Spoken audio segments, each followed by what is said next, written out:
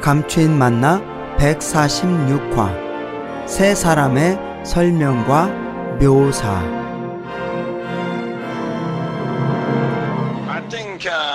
제 생각에 골로새서 4장 6절 뒤로는 내가 갇혀 있다는 것을 기억하십시오. 은혜가 여러분과 함께 하길 바랍니다. 매우 단순합니다. 그렇죠? 젊은이라면 분명히 이런 식으로 썼을 것입니다. 하지만 바울은 젊은이가 아니었습니다. 두기고가 나의 모든 사정을 여러분에게 알려줄 것입니다. 그는 나의 사랑하는 형제요, 신실한 사역자요. 왜 사랑하는 형제를 말합니까? 물론 모든 형제들이 사랑받는 형제들입니다. 신실한 사역자요, 주님 안에서 함께 노예가 된 사람입니다. 내가 두기고를 여러분에게 보내는 것은 우리의 사정을 여러분에게 알릴 뿐 아니라 지나치게 반복적입니다. 우리의 사정을 여러분에게 알릴 뿐 아니라 그를 통하여 여러분의 마음을 위로하기 위한 것입니다. 사랑하는 신실한 형제 오네시모를 함께 보냅니다. 그냥 형제입니까? 사역자나 노예는 아닙니까? 그저 형제일 뿐입니까? 이것이 그렇게 언급할 가치가 있습니까? 그는 여러분에게서 온 사람입니다. 그들이 이곳의 모든 사정을 여러분에게 알려줄 것입니다. 나와 함께 감옥에 갇힌 아리스다고가 여러분에게 문안합니다. 바나바의 사촌 마가도 여러분에게 문안합니다. 마가에 관하여는 여러분이 이미 당부를 받았습니다. 그가 여러분에게 가거든 영접하십시오. 제 생각에는 모두 지나칩니다. 그렇죠? 만약 앞장에서 말한 것이 낮은 것이고 가벼운 것이고 그리 높거나 무게 있지 않았다면 저는 괜찮다고 말할 것입니다. 그저 서면으로 친교를 갖는 것일 뿐입니다. 하지만 여러분 생각해 보십시오. 거의 3장에 가까운 장들에 있는 그리스도에 관한 그 모든 중점들이 얼마나 높고 무게가 있습니까? 그런데 끝에서 11개의 구절을 그는 이런 식으로 썼습니다.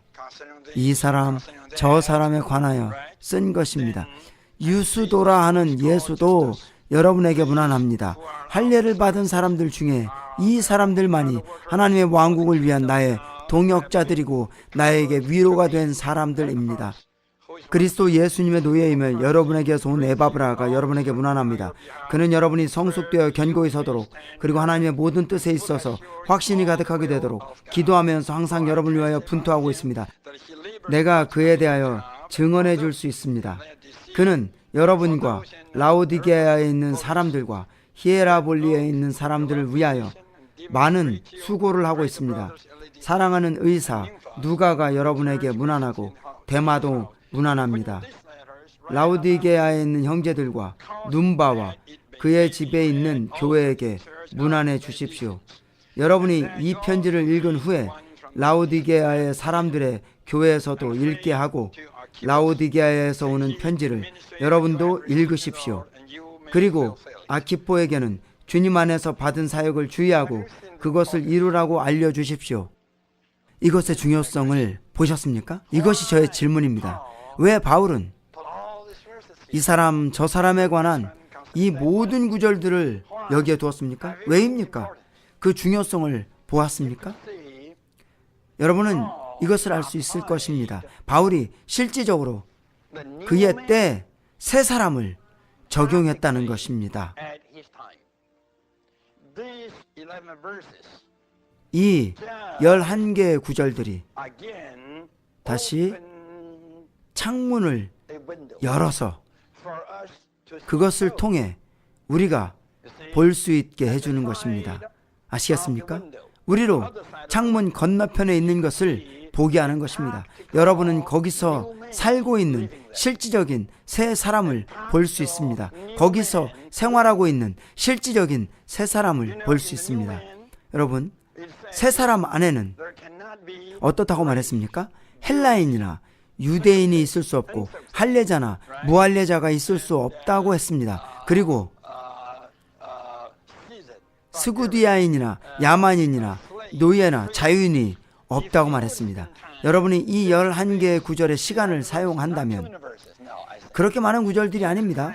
저는 말합니다. 여러분은 헬라인을 발견할 수 있고 유대인을 발견할 수 있고 할례자들, 무할례자들을 발견할 수 있습니다. 노예, 자유인을 발견할 수 있을 것입니다. 그렇죠?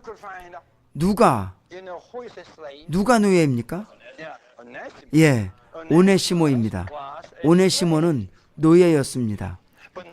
하지만 이제 이 노예가 무엇이 되었습니까? 이 오네시모는 사랑하는 신실한 형제가 되었습니다. 그는 더 이상 노예가 아닙니다. 그렇죠? 여기에 노예가 있습니다. 그리고 아키포는 어떤 사람입니까? 맞습니다. 그는 주인입니다. 그는 주인이었습니다. 오네시모는 자신을 판 노예로 아키포의 노예였습니다. 아키포는 주인이었습니다. 여러분이 이 11구절들을 주의 깊게 읽어보시면 여러분은 바울 안에 그러한 예를 제시할 목적이 있었다는 것을 볼 수 있음을 저는 확신합니다. 세 사람의 생활의 예시를 제시하는 것입니다. 할렐루야! 여러분이 아셔야 할 것은 바울이 이것을 써서 로마로부터 골로새로 보냈다는 것입니다. 골로새는 소아시아에 있었습니다. 바울 시대 로마와 골로새 사이에는 매우 광대한 지역이 있었습니다. 그렇죠?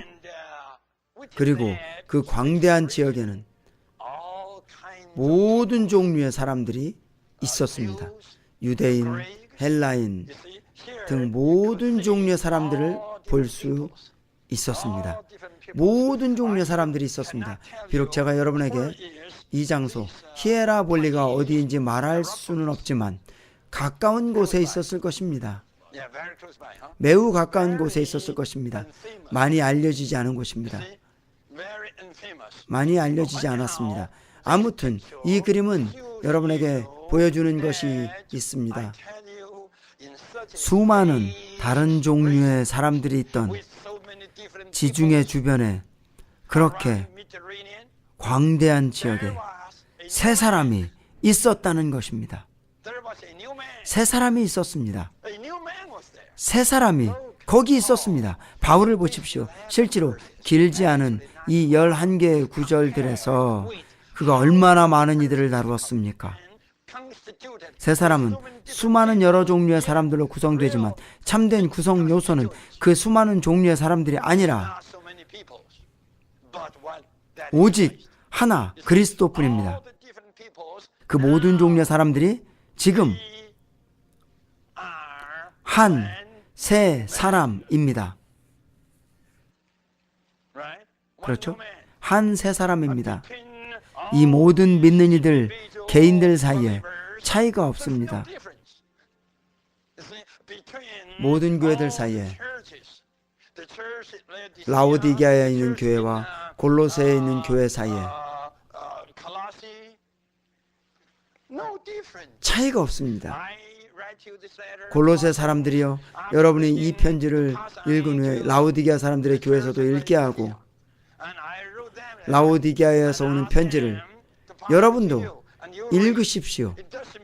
이것은 이 편지가 골로새 사람들을 위해서만 쓴 편지도 아니고 라오디게아 사람들을 위해서만 쓴 편지도 아니라는 뜻입니다. 아닙니다. 이 편지는 여러분과 그들을 위한 것입니다. 아시겠습니까? 여기에 교통이 있습니다. 여기에 하나됨이 있습니다. 그리고 조화가 있고 친밀한 왕래가 있습니다.